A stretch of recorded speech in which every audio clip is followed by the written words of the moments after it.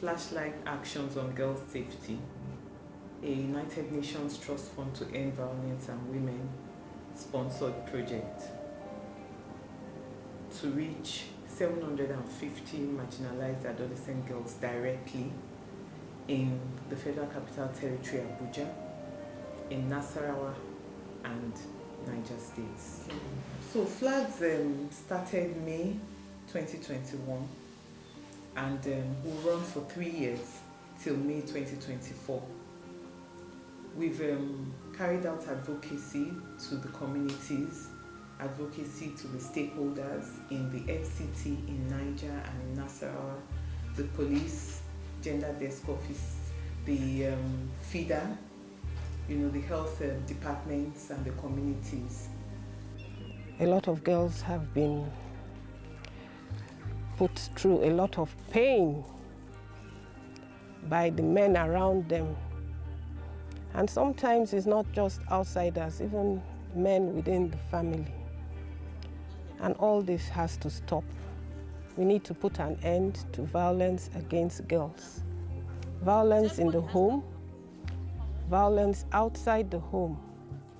I'm happy that Tabitha Cumi has been working on this for a couple of years now and dealing with a few women, taking up the issues in a lot of community here in the FCT.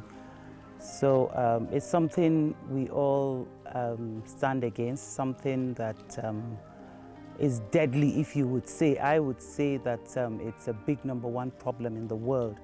Another thing we need to do is to help remove the stigma, because one major reason why a lot of people who suffer from this do not come forward and talk is stigma.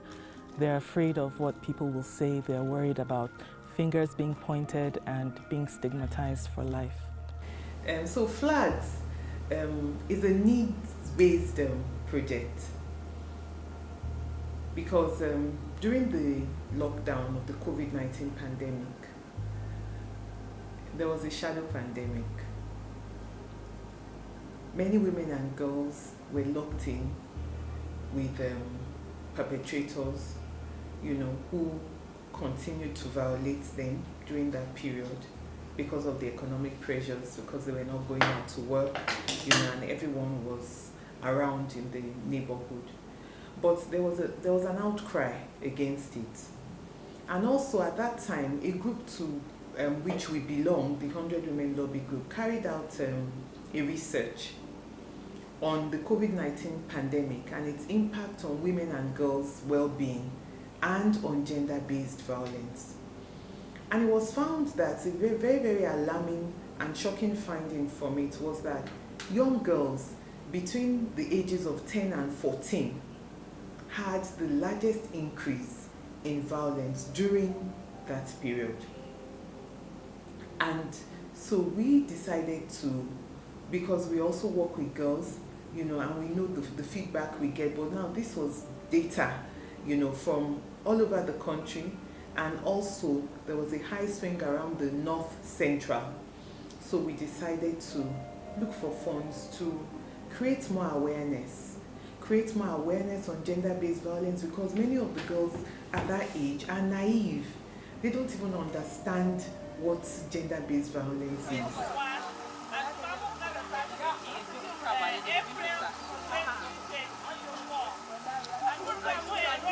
I could remember vividly, let me say, that's fine. 9 months ago.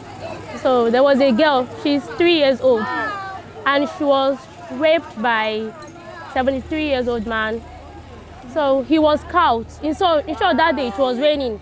So the man was caught, and then he wanted to deny it, but due to the bleeding, that the little girl was bleeding, and then so the action, so what the community did to the man was that they only beat him mercilessly, and then people gathered him. In short, the community boys wanted to kill him, but the leaders in the community did not allow him to do that. So he was beaten mercilessly, and then he was taken to police station. And later on, we didn't hear anything about him, whether he was punished or killed. We never heard anything about the man again. We also have We're also working with the primary health centers in these communities because we understand that majorly the problem of getting justice for survivors of gender-based violence is because there's a lack of evidence and there's a dearth of understanding. People don't know what they need to do, even the health officers. They don't know.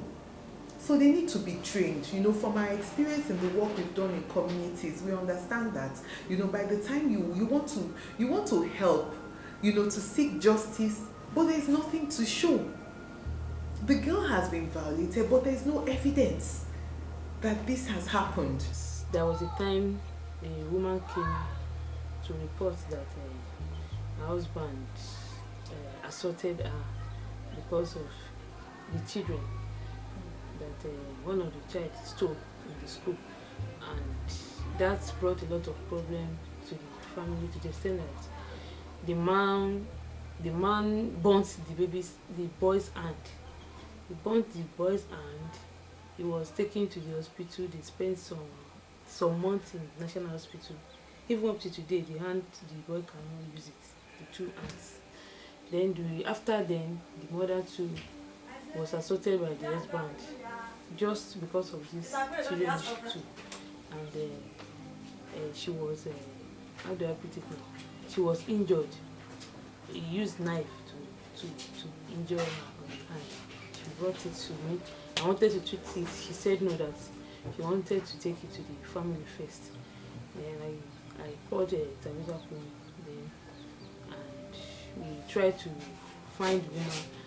After some time, the woman said we should not talk about the case again. So that is one. Then there was one too that was rushed to the clinic around 10 p.m. one day like that. I just saw the woman bleeding profusely all over the body. What happened? He said the husband beat her. He hit her on the head, and we have to do our work as a health worker.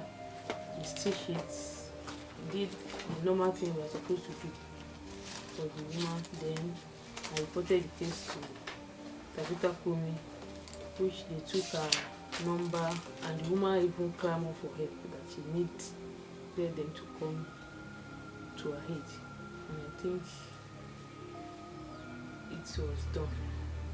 So with them, the primary health care becomes a safe and a friendly first point of response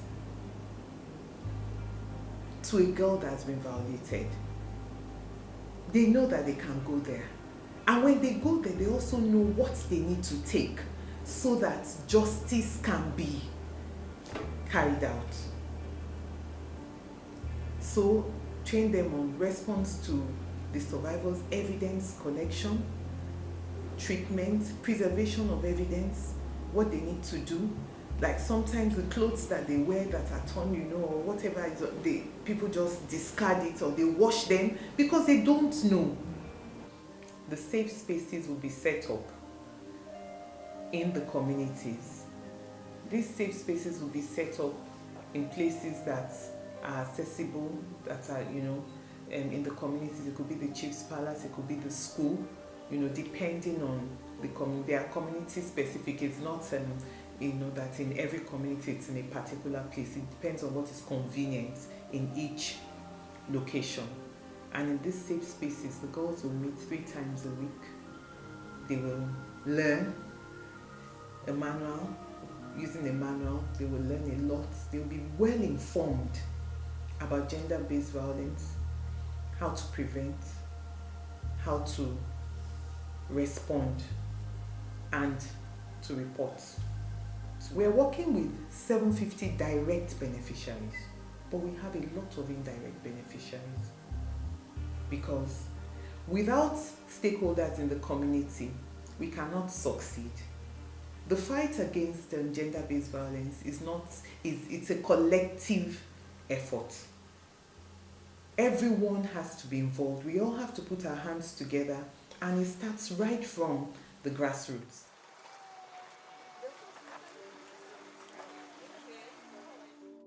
We're working with faith and traditional leaders.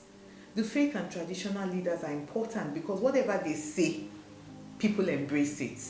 So when they speak out against it, against gender-based violence, people listen. At least there's some kind of fear that this thing is not right. I shouldn't be caught doing it. I shouldn't do it. So we're working, with faith and traditional leaders. The Tabitha Cumi Foundation has helped me a lot in this community, most especially in these aspects. In fact, when this Tabitha Cumi coming into the community, they started it in this palace here. After here, in fact, many places that we have been meeting, even with the girls, boys, idols, and we have seen a lot of changing in this community. One, most of the time, if you hear any grudges or something outside, you will learn that it is between boy and girl. But when they started collecting this lecture or teaching, in fact, it has reduced. Girls have known their rights now, although we are still, even after you have left, we do have time to time to teach them. Like in a youth meeting, they have a youth forum in this community, both Kogu 1, 2, 3. Last week of the month, they used to meet, and those are the teachings that their chairman, their youth leader, normally teach them after you have done.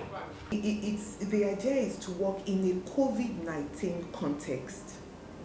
As it is, we pray to go out of the lockdowns and the COVID-19 protocols and restrictions, but work is now a lot more virtual than it is physical. So what we intend to do is that